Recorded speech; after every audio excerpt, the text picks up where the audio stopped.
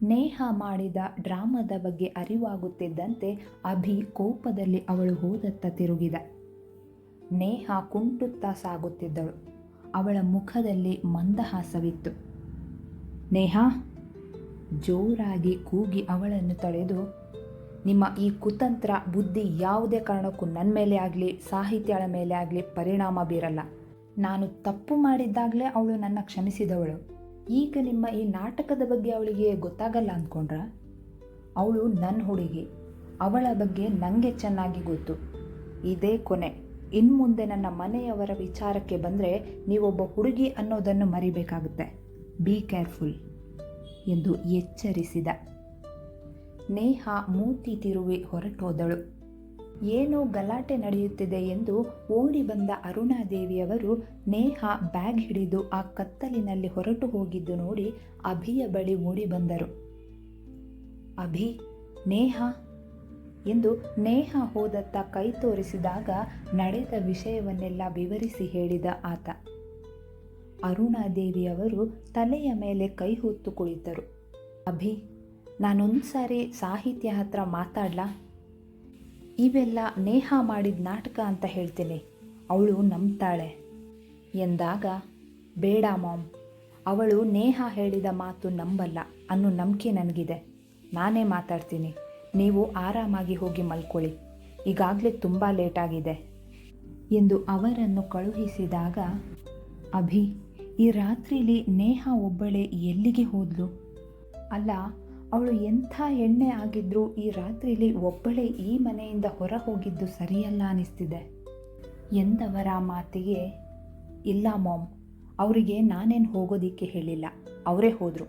ಬಿಡಿ, ಇಷ್ಟೊಳ್ಳೆ ಡ್ರಾಮಾ ಮಾಡೋರಿಗೆ ಅವ್ರು ಹೋಗೋ ದಾರಿ ಏನು ಕಷ್ಟ ಅನಿಸಲ್ಲ ಎಂದು ಅಸಹನೆಯಿಂದ ನುಡಿದ. ಮರು ಮಾತನಾಡಲಿಲ್ಲ ಅರುಣಾದೇವಿಯವರು.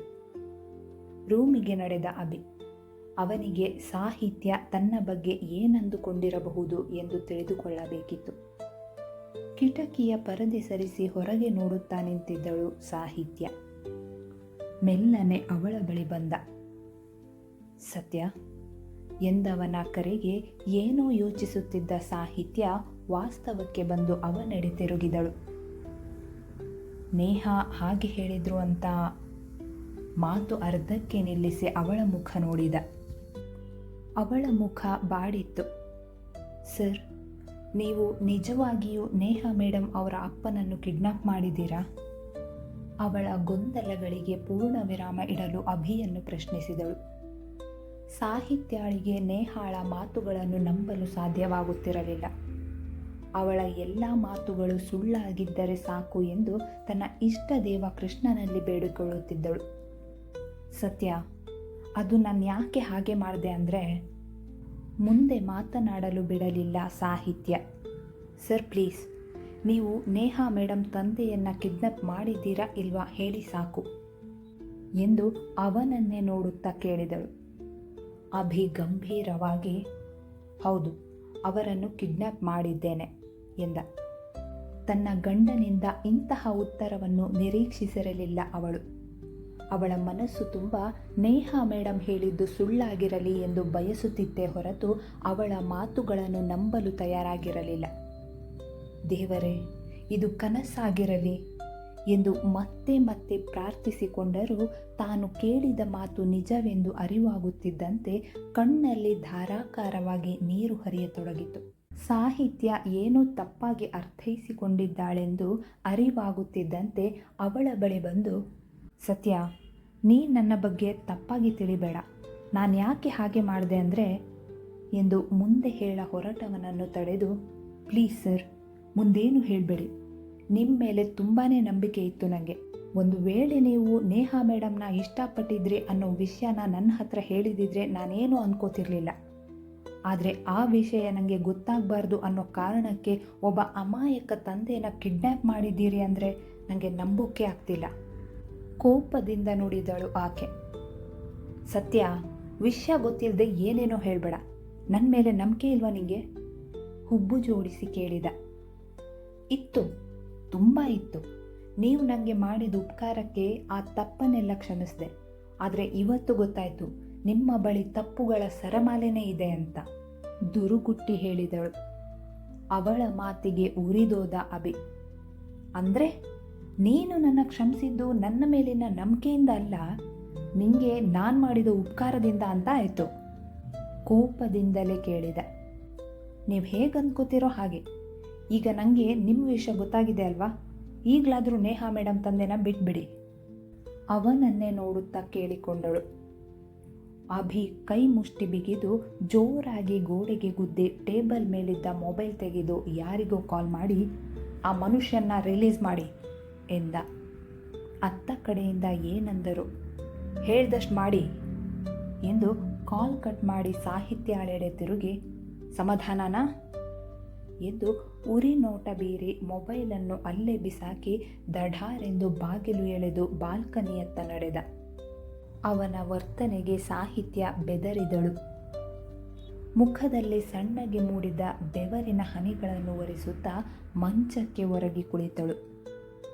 ಅವಳಿಗೆ ಯಾವುದು ಸರಿ ಯಾವುದು ತಪ್ಪು ಎಂದು ನಿರ್ಧರಿಸುವುದೇ ಕಷ್ಟವಾಗಿತ್ತು. ಮೊದಲ ಬಾರಿಗೆ ತನ್ನ ಗಂಡನನ್ನು ವಿರೋಧಿಸಿದ್ದಳು. ಅವಳ ಮನಸ್ಸು ಏಕೋ ತನ್ನ ಗಂಡ ತಪ್ಪು ಮಾಡಿರಲಿಕ್ಕಿಲ್ಲ, ನೇಹಾಳೆ ಏನೋ ಕುಮ್ಮಕ್ಕು ಉಪಯೋಗಿಸಿ ಈ ರೀತಿ ಹೇಳಿದ್ದಾಳೆ ಎಂದು ಹೇಳುತ್ತಿದ್ದರೂ ನೇಹಾ ಮೇಡಮ್ ತಂದೆಯನ್ನು ಕಿಡ್ನ್ಯಾಪ್ ಮಾಡಿರುವ ವಿಚಾರದಲ್ಲಿ ಅಭಿ ನಿಜ ಒಪ್ಪಿಕೊಂಡಿದ್ದರಿಂದ ಎಲ್ಲವೂ ಅಯೋಮಯವಾಗಿ ಏನೇನೋ ಮಾತಾಡಿಬಿಟ್ಟಿದ್ದಳು. ಇದರಿಂದ ಅಭಿಯ ಮನಸ್ಸು ತುಂಬ ಹದಗೆಡುತ್ತದೆ ಎಂದು ಅವಳು ಊಹಿಸಿರಲಿಲ್ಲ. ಬಾಲ್ಕನಿಯಲ್ಲಿ ಕುಳಿತಿದ್ದ ಅಭಿಯ ಮನಸ್ಸು ಅಲ್ಲೋಲ ಕಲ್ಲೋಲವಾಗಿತ್ತು. ಇಷ್ಟು ದಿನ ಸಾಹಿತ್ಯ ತನ್ನನ್ನು ನಂಬಿ ತನ್ನ ತಪ್ಪುಗಳನ್ನೆಲ್ಲ ಮನ್ನಿಸಿದ್ದಾಳೆ ಎಂದರಿತಿದ್ದ ಅವನಿಗೆ ಅವಳ ಮಾತುಗಳನ್ನು ಕೇಳಿ ಸಹಿಸಲಾರದಷ್ಟು ನೋವುಂಟಾಗಿತ್ತು. ನೇಹಾ ಆಟೋ ಹಿಡಿದು ತನ್ನ ಮನೆಗೆ ಹೊರಟಿದ್ದಳು. ಮನೆಯೆಲ್ಲ ಬಿಕೋ ಎನಿಸಿತು. ಬ್ಯಾಗನ್ನು ಟೇಬಲ್ ಮೇಲೆ ಇಟ್ಟು ಸೋಫಾದ ಮೇಲೆ ಉರುಳಿದಳು. ನನ್ನ ಅಭಿ, ನನ್ನ ಪ್ರೀತಿಯ ಅಭಿ ನನ್ನನ್ನು ಅದೆಷ್ಟು ದ್ವೇಷಿಸುತ್ತಾನೆ. ನಾನು ಅವನನ್ನು ಪ್ರೀತಿಸಿದ್ದು ನನ್ನ ತಪ್ಪ. ಅವನಿಗೋಸ್ಕರ ಎಷ್ಟು ವರ್ಷಗಳಿಂದ ನನ್ನ ಹೃದಯದಲ್ಲಿ ಕಟ್ಟಿದ ಗೋಪುರವನ್ನು ಅದೆಷ್ಟು ಸುಲಭವಾಗಿ ನುಚ್ಚು ನೂರು ಮಾಡಿದ. ಆ ಸಾಹಿತ್ಯಾಳಿಗಿಂತ ನಾನು ಯಾವುದರಲ್ಲಿ ಕಡಿಮೆ ಇದ್ದೇನೆ? ನೋಡಲು ಸುಂದರವಾಗಿಲ್ವಾ? ಈಗಿನ ಕಾಲದ ಹುಡುಗರಿಗೆ ಹೇಗೆ ಬೇಕು ಹಾಗೆ ಇಲ್ವಾ? ಅವಳಿಗೆ ಹೋಲಿಸಿದರೆ ನಾನೇ ಒಂದು ಪಟ್ಟು ಮೇಲಿದ್ದೇನೆ. ಅಂಥದರಲ್ಲಿ ಅಭಿ ಅದು ಹೇಗೆ ಅವಳನ್ನು ಪ್ರೀತಿಸಿದ? ಹಾಗೆ ನೋಡಿದರೆ ಅವಳಿಗೆ ಸೌಂದರ್ಯದಲ್ಲಿ ಆಸಕ್ತಿ ಇರುವಂತೆಯೇ ಕಾಣುವುದಿಲ್ಲ. ನನ್ನ ರೀತಿ ಮೇಕಪ್ ಮಾಡಿಕೊಳ್ಳುವ ಹವ್ಯಾಸವೇ ಇಲ್ಲ. ಹಾಗಿದ್ದರೆ ಯಾವ ಹುಡುಗರು ತಾನೇ ಕಣ್ಣೆತ್ತಿ ನೋಡಲು ಸಾಧ್ಯ? ಈ ಅಭಿಗೆ ಅವಳೇನೋ ಮೋಡಿ ಮಾಡಿರಬೇಕು. ಇಲ್ಲದಿದ್ದರೆ ಖಂಡಿತ ಅವಳನ್ನು ಒಪ್ಪಿಕೊಳ್ಳಲು ಸಾಧ್ಯವಿರಲಿಲ್ಲ. ಈಗ ಅವಳ ಬಗ್ಗೆ ಯೋಚಿಸಿದರೆ ಏನು ಪ್ರಯೋಜನ? ಅಭಿ ನನ್ನಿಂದ ಶಾಶ್ವತವಾಗಿ ದೂರ ಆಗುವ ಎಲ್ಲ ಲಕ್ಷಣಗಳು ಎದ್ದು ಕಾಣುತ್ತಿವೆ ಎಂದು ಯೋಚಿಸಿದಾಗ ಕಣ್ಣ ಹನಿ ಜಾರಿ ನೆಲ ಸೇರಿತು. ಅಭಿ ನನಗೆ ಸಿಗದಿದ್ದ ಮೇಲೆ ಇನ್ಯಾರಿಗೂ ಸಿಗಬಾರದು. ಅದಕ್ಕಾಗಿ ಏನಾದರೊಂದು ಮಾಡಬೇಕು. ನಾನಿಂದು ಅಭಿಯ ಬಳಿ ಹೇಳಿದ ಮಾತುಗಳಿಗೆ ಆ ಸಾಹಿತ್ಯ ಸೊಪ್ಪು ಹಾಕದಿದ್ದರೆ ಖಂಡಿತ ಅವರಿಬ್ಬರು ಇನ್ನಷ್ಟು ಹತ್ತಿರವಾಗುತ್ತಾರೆ. ಇದಕ್ಕೊಂದು ಅಂತ್ಯ ಹಾಡಲೇಬೇಕು ಎಂದು ಜಾರಿದ ಕಣ್ಣೀರನ್ನು ಒರೆಸುತ್ತಾ ತನ್ನ ಅಪ್ಪನನ್ನು ಹೇಗೆ ಬಿಡಿಸಬೇಕೆಂಬುದರ ಬಗ್ಗೆ ಯೋಚಿಸತೊಡಗಿದಳು. ಅಷ್ಟರಲ್ಲಿ ಹೊರಗಡೆ ಯಾವುದೋ ಒಂದು ಕಾರು ರಭಸವಾಗಿ ಬಂದು ನಿಂತಿತು. ಅದರಲ್ಲೊಬ್ಬ ಗಡ್ಡಧಾರಿ ಮನುಷ್ಯ ಕೆಳಗಿಳಿದ ತಕ್ಷಣ ಆ ಕಾರು ಸೊಯ್ಯನೆ ಹೊರಟು ಹೋಯಿತು. ನೇಹಾಳಿಗೆ ಆ ಮನುಷ್ಯ ಮನೆಯ ಹತ್ತಿರ ಬರುತ್ತಿದ್ದಂತೆ ಗುರುತು ಸಿಕ್ಕಿ ಉದ್ವೇಗದಿಂದ ಡ್ಯಾಡಿ ಎನ್ನುತ್ತಾ ಓಡಿ ಹೋಗಿ ಬಾಗಿಲು ತೆರೆದು ಅಪ್ಪನನ್ನು ಗಟ್ಟಿಯಾಗಿ ತಬ್ಬಿಕೊಂಡಳು. ಡ್ಯಾಡಿ, ಇಷ್ಟು ದಿನ ನೀವಿಲ್ಲದೆ ನಾನು ಹೇಗಿದ್ದೆ ಗೊತ್ತಾ? ನನ್ನ ದುಃಖ ಕೇಳೋರು ಯಾರೂ ಇರಲಿಲ್ಲ. ಈಗ ನೀವು ಬಂದ್ರಲ್ವಾ, ಐ ಆಮ್ ಸೋ ಹ್ಯಾಪಿ ಎಂದು ಕುಣಿದಾಡಿದಳು. ಮೃತ್ಯುಂಜಯ ಮುಗುಳ್ನಕ್ಕೂ ಹೇಗಿದೆಯಮ್ಮ ಎಂದು ಮಗಳ ತಲೆ ಸವರುತ್ತಾ ಕೇಳಿದರು. ನೇಹಾ ಅಳುಮುಖ ಹೊತ್ತು ಅಪ್ಪನ ಜೊತೆ ಒಳಬಂದು ನಡೆದ ವಿಷಯವನ್ನೆಲ್ಲ ಹೇಳಿ ಜೋರಾಗಿ ಅತ್ತಳು. ಮೃತ್ಯುಂಜಯ ಮಗಳನ್ನು ಸಮಾಧಾನಿಸಿದ. ಥಟ್ಟನೆ ನೇಹಾ ಏನೋ ನೆನಪಾದವಳಂತೆ, ಡ್ಯಾಡ್, ಅಭಿ ನಿಮ್ಮನ್ನು ಅಷ್ಟು ಸುಲಭವಾಗಿ ಹೇಗೆ ಬಿಟ್ಟ? ಏನಾದರೂ ಕಾರಣ ಹೇಳಿದ್ನಾ ಎಂದು ಆಶ್ಚರ್ಯದಿಂದ ಕೇಳಿದಳು. ಅದೇ ನನಗೂ ಅರ್ಥ ಆಗ್ತಿಲ್ಲ ಮಗಳೇ. ಅಷ್ಟು ಸುಲಭವಾಗಿ ಅವನು ಯಾಕೆ ನನ್ನನ್ನು ಬಿಟ್ಟು ಕಳುಹಿಸಿದ ಎಂಬುದೇ ಅರ್ಥ ಆಗ್ತಿಲ್ಲ. ಯೋಚನೆಯಲ್ಲಿ ಮುಳುಗಿದರು.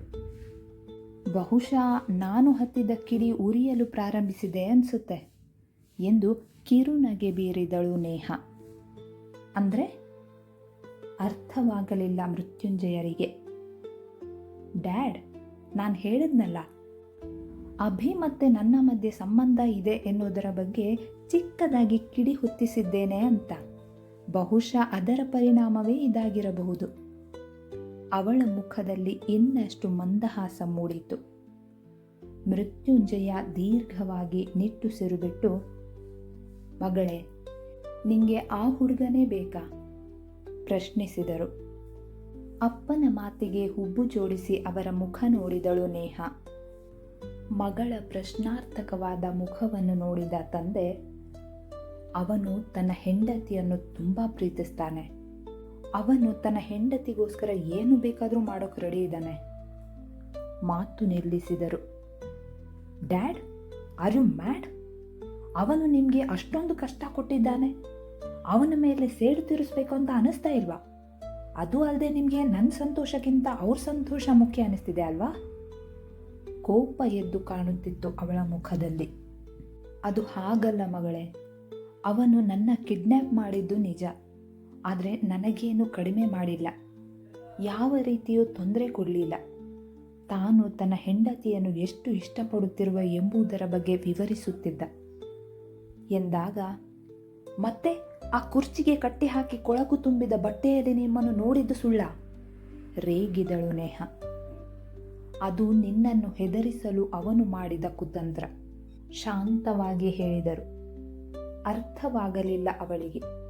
ತನ್ನ ಅಪ್ಪನನ್ನು ಬೆಳೆಸುವ ವಿಚಾರದಲ್ಲಾದರೂ ನೀನು ಅವರಿಬ್ಬರ ಮಧ್ಯೆಯಿಂದ ದೂರಾಗುವೆ ಎಂಬ ಒಂದು ಚಿಕ್ಕ ಭರವಸೆಯಿಂದ ನನಗೆ ವೇಷ ತೊಟ್ಟು ಕೂರಿಸಿದ್ದ. ಮಗಳನ್ನೇ ನೋಡುತ್ತಾ ಹೇಳಿದರು. ಅವನಿಗೆ ಗೊತ್ತಾಗಿರಬೇಕು ನಾನು ಅಂತಹ ವಿಷಯಕ್ಕೆಲ್ಲ ಬಗ್ಗೊಳ್ಳಲ್ಲ ಅಂತ. ವ್ಯಂಗ್ಯವಾಗಿ ನಕ್ಕಳು. ಅಂದರೆ ನಿನಗೆ ಈ ಅಪ್ಪನಿಗಿಂತ ಅಭಿಯ ಮೇಲೆ ಪ್ರೀತಿ ಜಾಸ್ತಿಯೇ? ಪ್ರಶ್ನಿಸಿದರು. ಡ್ಯಾಡ್, ಇಷ್ಟು ದಿನ ಅವನ ಮೇಲಿದ್ದಿದ್ದು ಬರೀ ಪ್ರೀತಿ. ಆದರೆ ಈಗ ಅವನು ನನಗೆ ಸಿಗೋದಿಲ್ಲ ಅಂದಮೇಲೆ ಆ ಪ್ರೀತಿ ನನ್ನ ಮನಸ್ಸಲ್ಲಿ ಉಳಿದಿಲ್ಲ. ಈಗ ಅವನ ಮೇಲೆ ನನಗಿರೋದು ಬರೀ ದ್ವೇಷ. ಅಭಿ ತನ್ನ ಕೆನ್ನೆ ಮೇಲೆ ಹೊಡೆದ ಏಟನ್ನು ನೆನೆಯುತ್ತಾ ಕೆನ್ನೆ ಸವರುತ್ತಾ ಹೇಳಿದಳು ನೇಹ. ಮಗಳೇ, ಅವನ ಮೇಲೆ ದ್ವೇಷ ಬೇಡ. ಇವೆಲ್ಲ ಇಲ್ಲಿಗೆ ಬಿಟ್ಟು ಬಿಡು. ಬುದ್ಧಿ ಹೇಳಿದರು. ಡ್ಯಾಡ್, ಅವನು ನಿಮ್ಮನ್ನು ಕಿಡ್ನ್ಯಾಪ್ ಮಾಡಿ ಇಷ್ಟು ದಿನ ಕೂಡಿ ಇಟ್ಟಿದ್ದಾನೆ. ಅವೆಲ್ಲ ಮರೆತು ಅವನನ್ನು ದ್ವೇಷ ಮಾಡಬೇಡ ಅಂತ ಯಾವ ಬಾಯಲ್ಲಿ ಹೇಳ್ತಿದ್ದೀರಾ? ನಿಮಗೆ ಸ್ವಲ್ಪನೂ ಸ್ವಾಭಿಮಾನನೇ ಇಲ್ವಾ? ಅಪ್ಪನ ಮೇಲೆ ವಿಪರೀತ ಕೋಪ ಬಂದಿತ್ತು ಅವಳಿಗೆ. ಅವನು ನನ್ನ ಕೂಡಿ ಹಾಕಿದ ಮೇಲೆ ನನಗೆ ಅವನ ಬಗ್ಗೆ ಸಂಪೂರ್ಣ ತಿಳಿದದ್ದು ಪುಟ್ಟ. ನಾನು ನಿನ್ನನ್ನು ಎಷ್ಟು ಪ್ರೀತಿಸುತ್ತೇನೋ ಅದಕ್ಕಿಂತ 10 ಪಟ್ಟು ಹೆಚ್ಚು ಅವನು ಅವನ ಹೆಂಡತಿಯನ್ನು ಪ್ರೀತಿಸುತ್ತಿದ್ದಾನೆ. ಅವನು ಸಿಗುವುದಿಲ್ಲ ಎಂದ ಮೇಲೆ ನಿನ್ನ ಜೀವನವನ್ನು ಅವನ ನೆನಪಲ್ಲೇ ಯಾಕೆ ಸುಮ್ಮನೆ ವ್ಯರ್ಥ ಮಾಡುತ್ತೀಯ? ಅಪ್ಪನ ಮಾತು ಕೇಳಿದ ನೇಹ, ಇವೆಲ್ಲ ಯಾರು? ಆ ಅಭಿ ಹೇಳಿಕೊಟ್ಟಿದ್ದ ಎಂದು ಜೋರಾಗಿ ಕೇಳಿದಳು. ಮೌನವಾಗಿ ನಿಂತರು ಮೃತ್ಯುಂಜಯರು. ನನಗೆ ಗೊತ್ತಿತ್ತು, ಅವನ ಉಪದೇಶ ಕೇಳಿದವರೆಲ್ಲ ಮರುಳಾಗಿ ಹೋಗ್ತಾರೆ.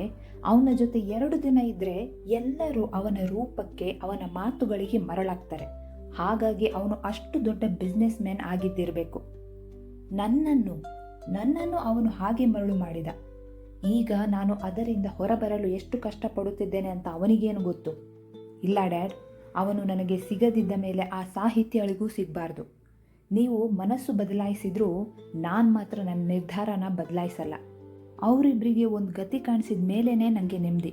ಅಲ್ಲಿವರೆಗೂ ನಾನು ಯಾರ ಮಾತು ಕೇಳೋದಿಲ್ಲ ಎಂದು ಬ್ಯಾಗ್ ಎಳೆದು ಅದರಲ್ಲಿದ್ದ ಒಂದು ಬಾಟಲಿಯನ್ನು ಹೊರತೆಗೆದು ಮೇಲೆತ್ತಿ ಘಟಘಟನೆ ಕುಡಿಯತೊಡಗಿದಳು.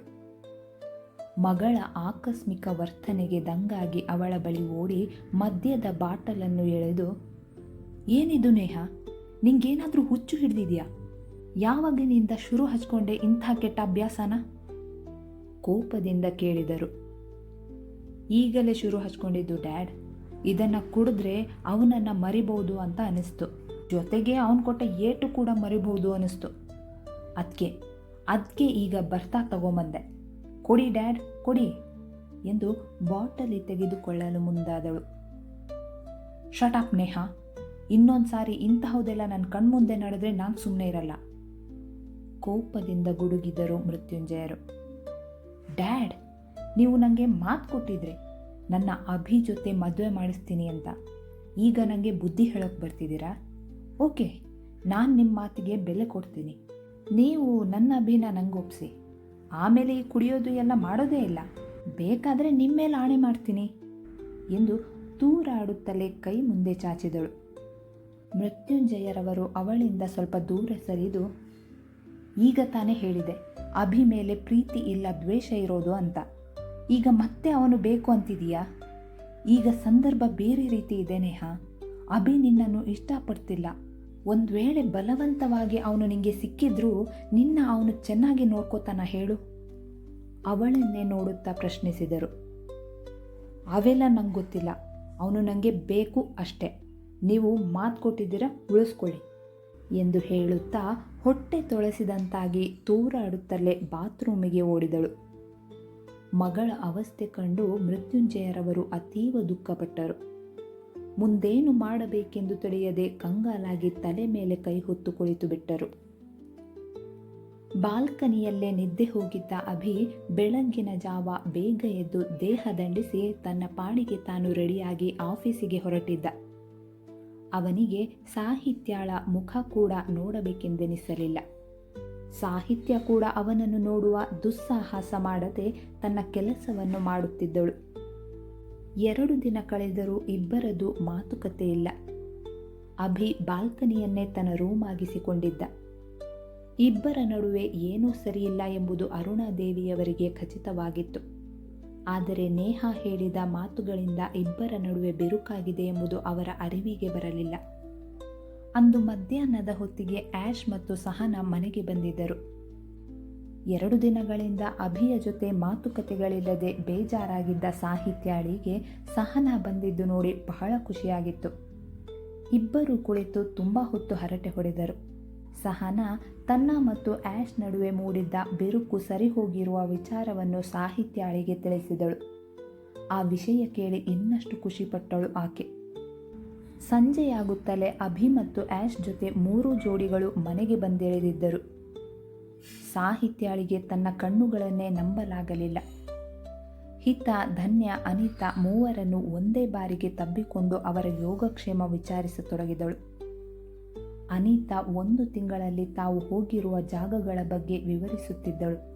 ಹಿತ ಸ್ವಲ್ಪ ಹೊತ್ತು ಅವರು ಮಾತನಾಡುವುದನ್ನು ಉದಾಸೀನತೆಯಿಂದ ಕೇಳಿಸಿಕೊಂಡ ಮೇಲೆ ಮಧ್ಯೆ ಬಾಯಿ ಹಾಕಿ, ಅಯ್ಯೋ ಹೆಣ್ಮಕ್ಳ, ನೀವೇನು ಹೀಗೆ ಮಾತಾಡ್ತಾ ಕೂತಿರ್ತೀರಾ, ಇಲ್ಲ ನನ್ನ ಹೊಟ್ಟೆ ಬಗ್ಗೆ ಸ್ವಲ್ಪ ಯೋಚನೆ ಮಾಡ್ತೀರಾ ಎಂದು ಹೊಟ್ಟೆ ಹಿಡಿದು ಕೇಳಿಕೊಂಡಳು.